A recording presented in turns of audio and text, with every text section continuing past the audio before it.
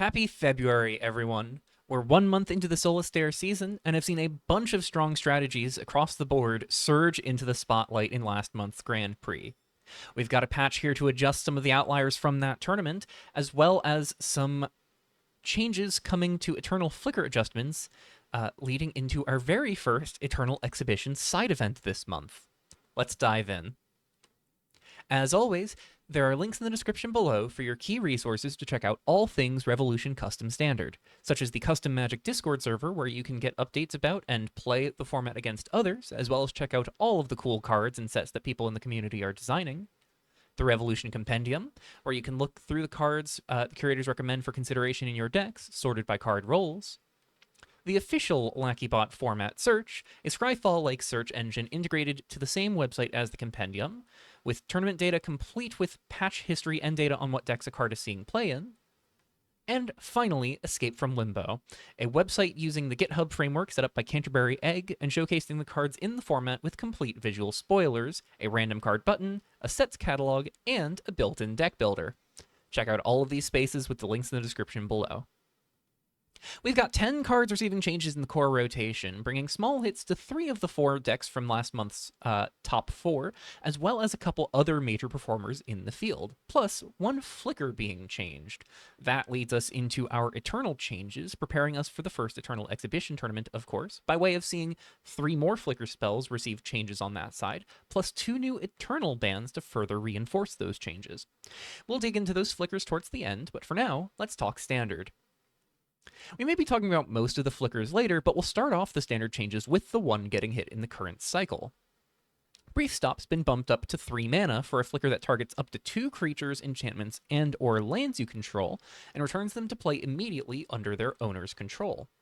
As mentioned at the turn of the year, the curators felt that the format was outpacing current official power on flicker effects to the point where our flicker started becoming a problem, so Brief Stop was already openly slated for a change.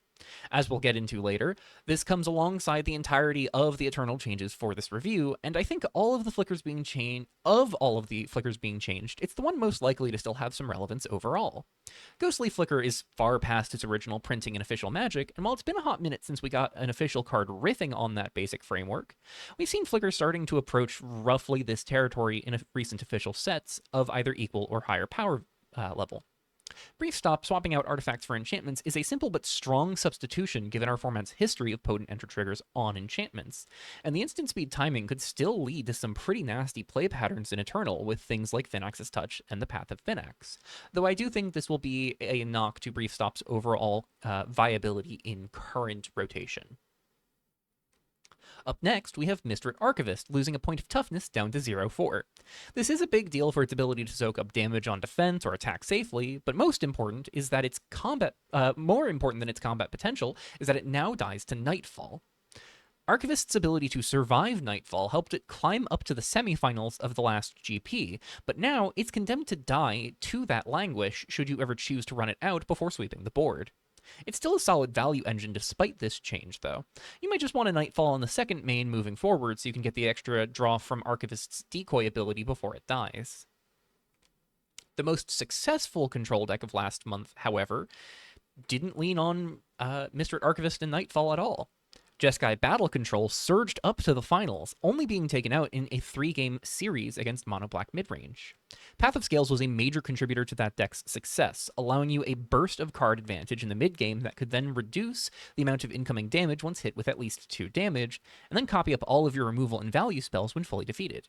Well, it won't be able to copy all of your value spells now, as it is no longer capable of copying battle spells once it has been defeated. So, you can no longer copy future copies of Path of Scales to rapidly spiral out of control. I think this is actually a pretty low impact change overall, as while it does shut off the highest of high rolls for the strategy, that was a rather late game avenue of attack, and the finals match showed that this deck doesn't really need Path of Scales to copy Path of Scales in order for it to thrive. I'd anticipate Path of Scales and the rest of the shell can still keep riding high in spite of this hit. Perhaps the most pessimistic outlook of the 4 semifinals decks is the future of Black-Red Looters, but unlike my woes in the face of the Looters hits last June, I think a lot of what we're seeing here is pretty well deserved. March of the Long Night is losing its 3 points of direct damage in favor of giving the returned creature Death Touch and Haste. It's a far worse turn 2 play now, as any looter creature that tries to enable this will usually have to do so in combat, and it's nowhere near as capable of spitting out a ton of damage with things like Spirit Realm Phoenix and other hasty creatures. However, it does open a full new avenue of approach to use this through things like Corrupt Congressman, 3-drops that want to be attacking as soon as possible. I'm not sure March wants to stick around in a black-red shell necessarily, but I'll keep brewing around this to try and find its new best homes in the wake of this rework. The single biggest change of this patch, arguably, comes for Lightless Conquest, which has ceased to exist in the way that we used to know it. While it narrowly missed out on the semifinals, Conquest Aristocrats did make top cut through the potency of Conquest's interaction with artifact token generating creatures, already used in the Aristocrats shell seen back in November, allowing each instance of an artifact entering to become a free death trigger for your Smiling Sludges, as you either transform a 1/1 into a 3/2, or even just replace a 3/2 with itself. Now, it's become Rites of the Dying Sun, a 2 and a black enchantment that makes 2 spirit tokens on enter rather than an unblocking elemental whenever it or another enchantment enters. And the artifact entering clause is now limited to once each turn, while setting the new token stats equal to the number of enchantments you currently control as it resolves, rather than a static 3/2 guaranteed. It leans harder into the artifact and enchantment theme now, but of the other 3 compelling cards that package got from Solitaire, the two enchantments at 2 mana, got nerfed pretty hard at rotation, to the point where I don't think either of them are particularly key to this strategy. And the one that didn't get nerfed now occupies this same spot on the curve. I think this is the death knell for Conquest rights now, I suppose, having any constructed relevance. I'll be pleased to be proven wrong on this front, but I suspect that anyone who attempts to prove me wrong may not have the best time making that happen. Perhaps the most puzzling change of the patch to me, no pun intended, is the one coming for Fabricated Anomaly, which is losing its enchantment typing. As far as I understand, this is due to it trivializing the enchantments and artifacts theme of Solitaire by being a strong enchantment that makes a strong artifact token. But the only use case I'm aware of where this mattered was in the context of Lightless Conquest, where it could create the unblocking 1/1 and immediately turn that 1/1 into the 3/2. But Conquest doesn't exist anymore, and while Rites of the Dying Sun could, in theory, benefit from this keeping its enchantment type, they occupy the same slot on the curve now and don't have much reason to be wanted alongside each other, considering the cost now attached to getting that larger token compared to what it used to be. Now, I know Anomaly became a bit of a talking point in the community about a week or so ago, and folks have stated their cases on why it should or shouldn't be nerfed from where it was, but I am left scratching my head about this one. I don't think this change ultimately matters a whole lot, outside of niche use cases where things like Gorian Leyspire and Hungry Blob no longer kill both it and its token in one swing. But I also, don't know if this really needed to happen. Ultimately, it's happened, and I don't think it'll impact Anomaly's prevalence too much. I do hear the argument for Anomaly deserving changes, but I don't think this is a tangible difference. And I don't imagine the folks who want Anomaly changed will be too pleased to see that this is where it's going. For me, though, I think if you like playing Anomaly like I do, you'll probably be fine that this is what's happening. The big red hit to anything Looters related comes to Dark Sun Migrant, taking a sizable hit here as the other primary target out of the Looters shell, moving from a 1 mana 1/1 to a 2 mana 3/2, but still only castable through red mana. Its abilities are both also receiving tweaks, with its attack trigger now just checking for any of your creatures to attack, but no longer letting this thing gain double strike in the process, which is sorely needed and deserved. The second ability no longer passively buffs it. If you think about it, it still has square stats, just with that +1 buff now always on. And instead, it allows it so once each turn, when you or your opponent discards a card, you can cause a creature to be unable to block for the turn. While this does mean one fewer 1-drop for the red aggro and looter strategies, this is still a pretty spectacular card, especially with the underrated and I'd argue still quite potent Calamity Cat, allowing you to curve Cat into a turn 2 Migrant and swing in for 4 while faltering an opposing blocker as part of the Cat activation, not even needing to discard a card to exile the top afterwards. I've been pretty vocal since last May about my sentiment that Kieran of Boons is one of the most fucked up red aggro cards we have right now, and I think Migrant helps to really illustrate both why I still maintain this opinion and why I think Migrant could either work well alongside or even replace Kieran in red aggressive strategies moving forward. Maybe a big hit to the first turn from Looters, but I think we'll still see a lot of Dark Sun Migrant.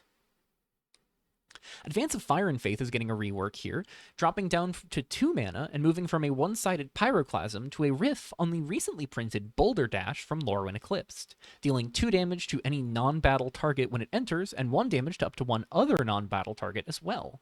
I love forked bolt effects like this, and I think this could be a real contender for something either mid-rangey or aggressive as a form of 2-for-1 spot removal. Now, I think this does have the same issue that it used to, and that all of our 3-mana Pyroclasms have and had, which is that 3 toughness is such a key breakpoint right now that I think this fails to really cross the threshold into relevance. But this is a meaningful change to give us a tool we didn't have previously, and I could see some experimentation yielding positive results here. Up next is Foes Unfed, which is moving from 3 and a green to X and double green, while now searching for 4 creature cards with mana value X or less, rather than 3 or less. This is a bit worse on rate than the old version, but the flexibility to reach higher up on your curve, or spend 3 mana to reach really low on your curve, does present some interesting deck-building ramifications for how to approach this. Honestly, I'm not too sure where you want to play Foes Unfed now, especially given it can't rush multiple 3-drops onto the board in turn 3 off of a Huskforger Acolyte, but I do think this could still make waves and lead to some interesting deck builds. Lastly, for our standard selection, Envoy of the Fallen receives a hit once more to its overall potency. Sort of. It's going down a point of toughness to 3-2 overall, meaning it's worse at blocking and a bit more vulnerable to imposing interaction. Importantly, this means a couple key interactive spells now cleanly interact with it for 1 mana that couldn't do so previously. Perhaps most interestingly of the bunch, Denotation Failure now gets a slight boost in relevance, because it's now a way to deny Envoy's entire package for just 1 mana, whereas otherwise removing the Envoy only has diminishing returns in the face of its recursion trigger on enter.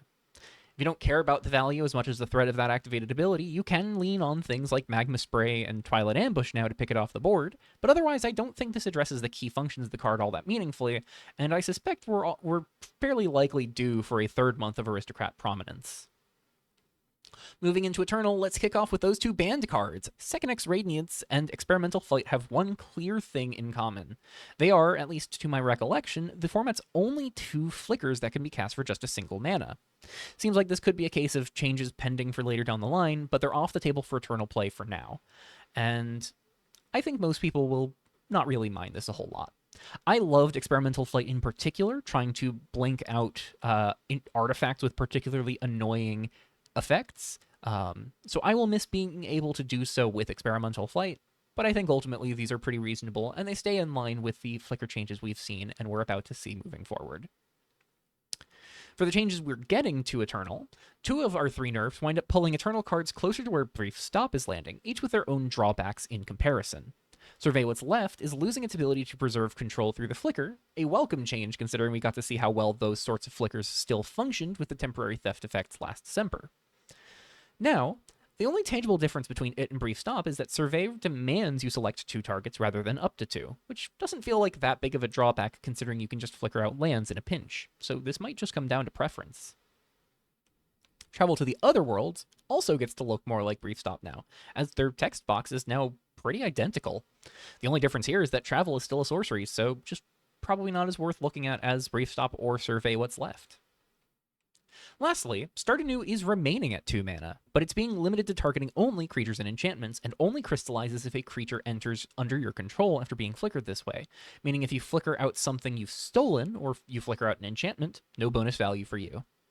Start Anew's best use cases, I often found, came through targeting enchantments, so this is a tangible nerf to its overall potency, and I can promise you that not being able to flicker out artifacts, planeswalkers, or indeed battles is also a real hit here. And that wraps up our patch review for February 2026.